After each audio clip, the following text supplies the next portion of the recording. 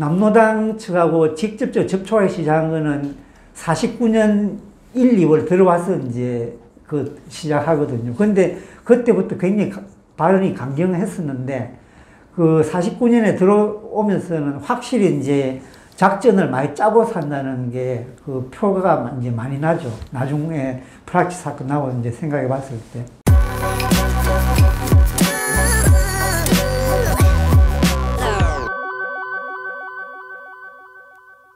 생생현대사 시청자 여러분 안녕하십니까. 오늘의 초대 손님 권기돈 박사님 모셨습니다. 서울대학교 동양사학과 졸업하시고 위스콘신 메디슨 대학교에서 사회학 박사학위를 받으셨고요. 대통령실 연설기속비서관실 선임행정관, 한국장애인 고용공단 고용개발원 원장, 바른정당 정책연구위원을 역임하셨습니다. 최근에 재헌국회 회의록 속의 건국 오늘이 온다라는 책을 출간하셨습니다.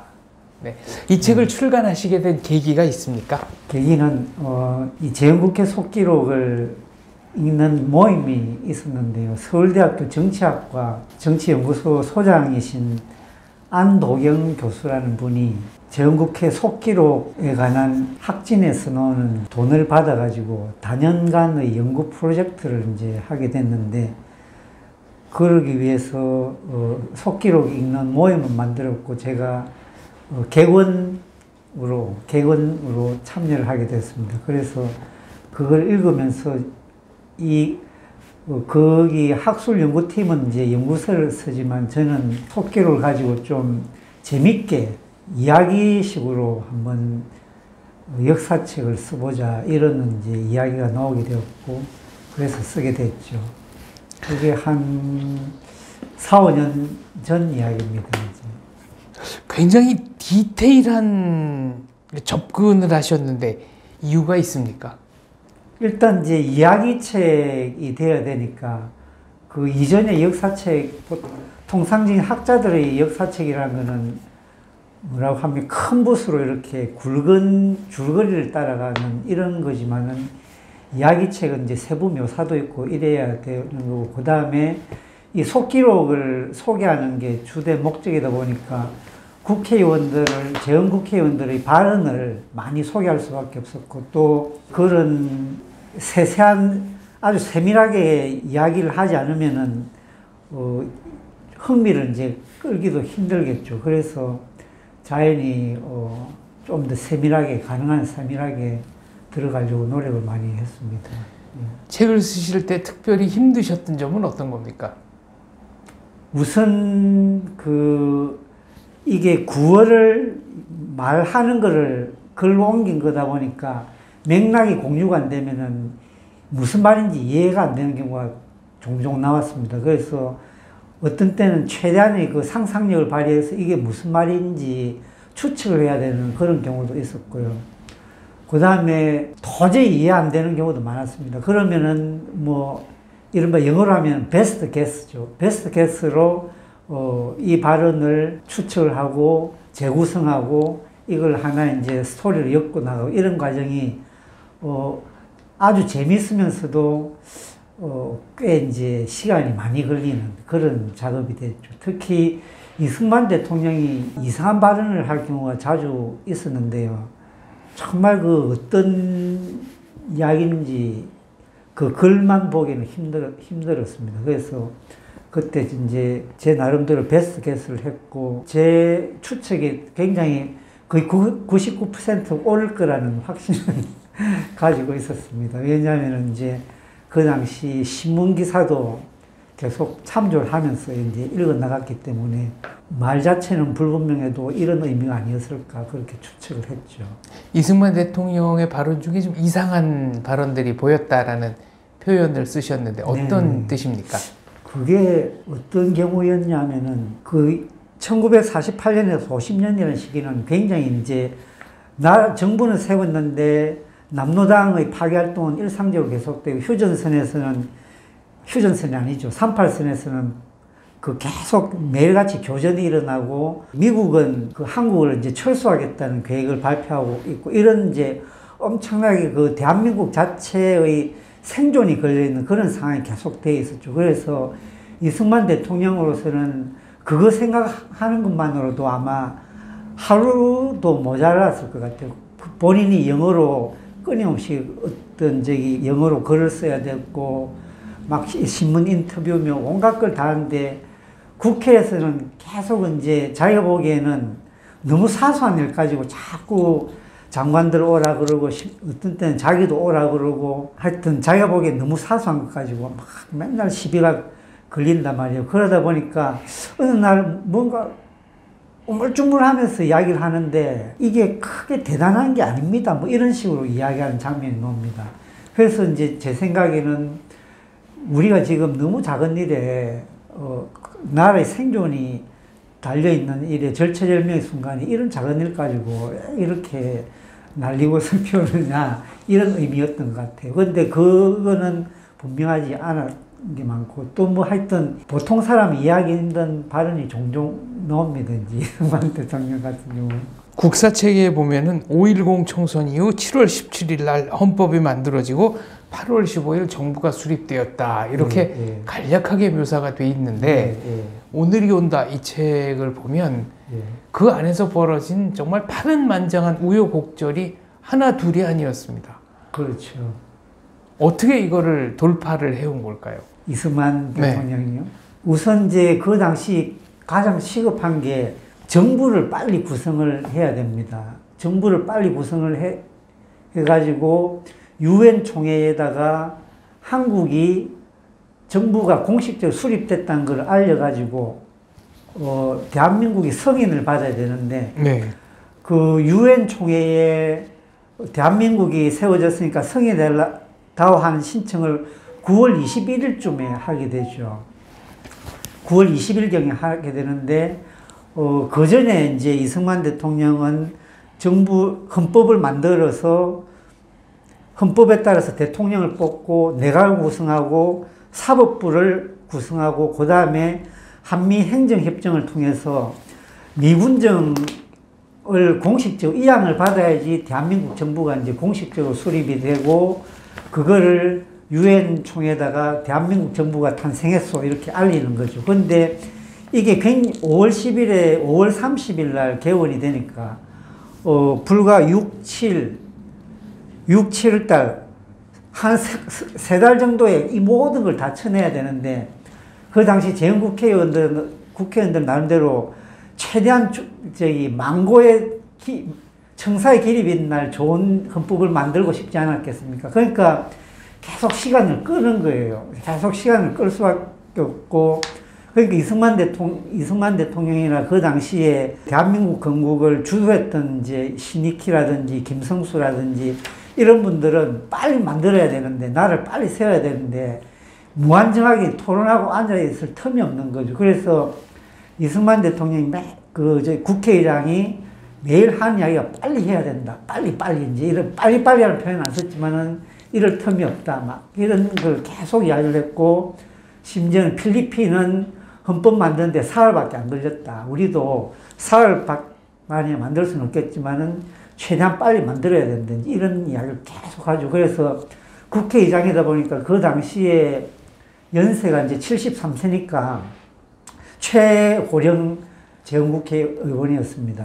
그래서 국회의장이 사회를 하려니까 하루 종일 사회를 보는 게 너무 힘들잖아요. 그래서 당시 부의장이던 신익희나 이런 사람들, 김동원이나 이런 사람들한테 맡기다가 조금 지체가 된다 싶으면 본인이 직접 의장으로서 사회를 봐가지고 굉장히 빨리 이제 속도를 빨리 하죠. 그리고 또 막후 조정을 통해서 그 2차 독해 같은 경우는 이제 축조 심사를 하게 되지 않습니까? 조문 하나하나 가지고 다 심사를 하게 되는데 통상적으로 엄청나게 시간이 많이 걸렸습니다. 왜냐하면 198명 국회의원들이 전부 다 자기 나름대로 그 안에 대해서 제1항이면 1항에 대해서 토론하고 자기 나름대로의 개의안을 또 내죠. 그러면 뭐 토론이 엄청나게 걸리겠죠. 그러다 보니까 이제 진행이 안 돼요. 그러다 보니까 나중에 이제 이승만 그 국회의장이 막후 조정을 통해서 빨리 해야 되니까 웬만한 건 그냥 다 스스로 처리하게끔 그렇게 이제 하고 합니다. 그리고 그래서 이제 최대한 그 헌법 만드는 과정은 이제 짧게 했고, 또 한미행정협정 과정에서도 큰 사단이 이제 벌어졌죠. 왜냐하면은 그 당시 독소조항 비슷한 게 재헌국회의원들로서는 독소조항으로 여겨진 게 있었습니다. 그러니까 미국 정부가 자의로 대한민국 재산을 취득을 할 수 있다는 그 오해를 이제 발생시키는 그런 조항이 있었어요. 근데 그거는 사실 그런 게 아니죠. 이제 그런 건 아니었지만은 그것 가지고 또 이제 한번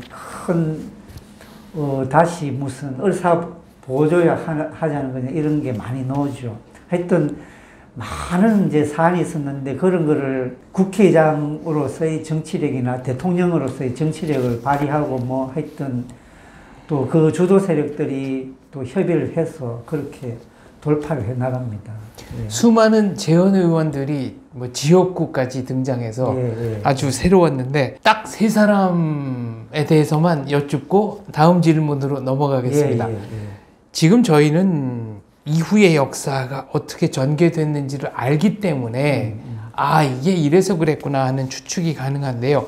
김약수 의원 그리고 최태규 의원 둘 다 이제 국회 프락치 사건에 연루가 돼 있고요. 최태규 의원은 6.25 때 탈옥을 해서 북한으로 맞습니다. 자진월북을 한 사람이죠. 맞습니다. 이 사람들의 발언을 보면 좀 묘한 데가 있었습니다. 그 국회 프락치 사건의 이제 핵심은 그 노일환이라는 사람, 그다음 이문은이라는 의원, 이 두 사람이 핵심인데 이 두 사람은 그 하사복이라는 아마 이름이 나옵니다. 이 사람이 이제 남로당이거나 북한 간첩이었는데 남로당 출신이었을 겁니다. 동일인, 그러니까 가명을 달리한 동일인으로부터 다 접촉을 해요. 이 노일환 이문은 다 실토를 하고 자금을 받았다고 이제 자백을 합니다. 그 나머지 의원들은 그 다른 이제 11명쯤 되는데 이 사람들은 사실 경중이 조금 다 다릅니다. 그래서 형량도 조금 다 다른데요. 이 사람들은 그 당시의 의원들의 일반적인 생각으로는 그냥 이 이문은과 노일환한테 너무 철딱서니 없이 이제 당한 측면이 많다 이렇게 많이 보는 것 같습니다. 그 당시의 의원들은. 그리고 어떤 사람들은 오늘날 재판을 받는다면은 좀 혐의 없이 그냥 나올 수 있었던 사람도 좀 있는 것 같고요. 김약수 의원 같은 경우는 이제 일제시대 때 좌익 쪽에 있었는데 이 사람은 대단한 간첩이 아니고 실제로 이제 그 사람은 나이도 많았어요. 이 노일환 이문은 같은 사람들은 30대 중반에서 40대 초반까지였는데 김약수는 굉장히 이제 지명도가 높은, 나이도 훨씬 많은, 사람이었고 소장파의 리더였는데 제가 아는 아까 그 어떤 서울대학교 교수님의 판단에 따르면은 이 사람은 개인적인 정치적 야심이 커가지고 소장파의 리더로 활동을 하면서 좀 자기의 어떤 정치적 그 무게를 키워가기 위해서 거기에 참여하지 않았을까 이런 식으로 이제 추측을 하는데 그 사람들이 전부 다 그 6.25 터지고 나서 인민군이 이제 문을 열었겠죠. 문을 열고 그 중에 서용길이라는 사람 한 사람만 빼놓고는 다 북한으로 올라갑니다. 북한으로 자진해서 올라갔는데 그래서 이제 이 사람들은 그 프락치였다고 하는 이제 방정이라고 이야기하는 사람들도 있는데 사실 문이 따였을 때 남한에 계속 남아 있었어도 어떤 위험에 처했을 거다 이런 추측도 가능합니다. 어쨌든 서용길 씨는 이제 남한에 남아서 나중에 전쟁이 끝나고 재심 요청을 합니다. 자기는 무죄라고 재심 요청하는데 그 기록이 싹 다 날아가가지고 재심이 불가능했죠. 그래가지고 이 사람은 나중에 고려대학교인가 어느 대학교 교수도 되고 이제 그럽니다. 그래서 아마 프락치 사건 일부는 그냥 이문은과 노일환이 그 주도하는 모임에 몇 번 나가는 바람에 이제 그냥 좀 당한 측면이 꽤 있었다는 생각이 들고, 최태규는 북한에 가서 이제 98년인가에 제가 이 책에서도 인용을 했지만은 뭐 자기 이제 자서전 비슷한 거 썼는데 거기서 이제 거짓말과 가장을 많이 섞어서 이승만을 많이 비난하죠. 네. 노일환 같은 경우에는 예. 국회 개원 초부터 매우 적극적으로 발언을 하고 특히 이승만 박사를 노골적으로 비난한 대목들도 여러 있었습니다.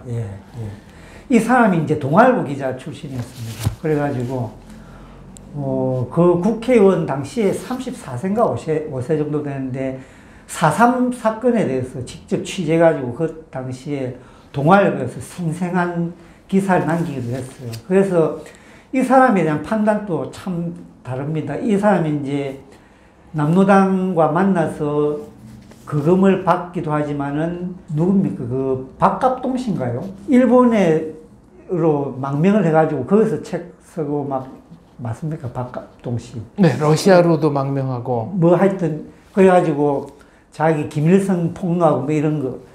그 사람 말에 따르면은 노일환은 이제 빨갱이 아니었다고 그렇게 이야기를 하고는 이제 하는데, 그런데 이 사람이 초기부터 방금 말씀하셨듯이 굉장히 이제 국회 발언이 과격한 게 많습니다. 그런데 엄청나게 똑똑했던 건 사실이었던 것 같습니다. 너무 논리정연했고, 그 다음에 자기보다 거의 할아버지격인 이승만 대통령이 출석해 있는데도 발언을 막 천황에 비유하면서 발언을 당당하게 해나갑니다. 아주 뭐 용기가 가상했죠. 이제 상상이 힘든 용기인데, 그걸 또 이승만 대통령 그래가지고 그 발언을 할 때 그 플로어에서 굉장히 그 다른 의원들이 저 자식 저기 끌어내려라 해서 이런 발언들이 많이 나는데, 이승만 대통령이 아이고 왜 그러냐, 저 사람 말하게 놔놔라, 그 일을 해결할 수 있게끔 해야지 왜 그렇게 시끄럽게 떠드냐 하면서 또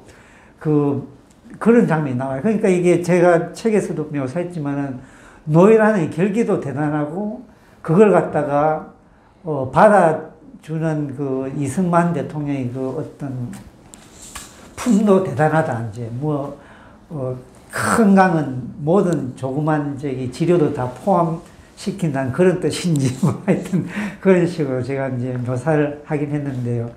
그 노일환, 그래서 저도 이게 책 쓰는 과정에서 그 다른 분하고 좀 의견 교환도 해보고 했는데, 저는 발언 내용으로 볼 때 무조건 남노당하고 깊이 연루가 되어 있는 것 같다고 이제 이야기를 했고, 그 사람 그 동료 교수분 같은 경우는 박갑동도 아니라고 그러고 뭐 아니라고 그러는데 뭐 증거도 없지 않느냐고 이렇게 이야기한 적이 있는데, 어쨌든 어느 순간에, 그러니까 남노당 측하고 직접적으로 접촉하기 시작한 거는 49년 1, 2월 들어와서 이제 그 시작하거든요. 근데 그때부터 굉장히 발언이 강경했었는데, 그 49년에 들어오면서는 확실히 이제 작전을 많이 짜고 산다는 게 그 표가 이제 많이 나죠. 나중에 프락치 사건 나오고 이제 생각해 봤을 때.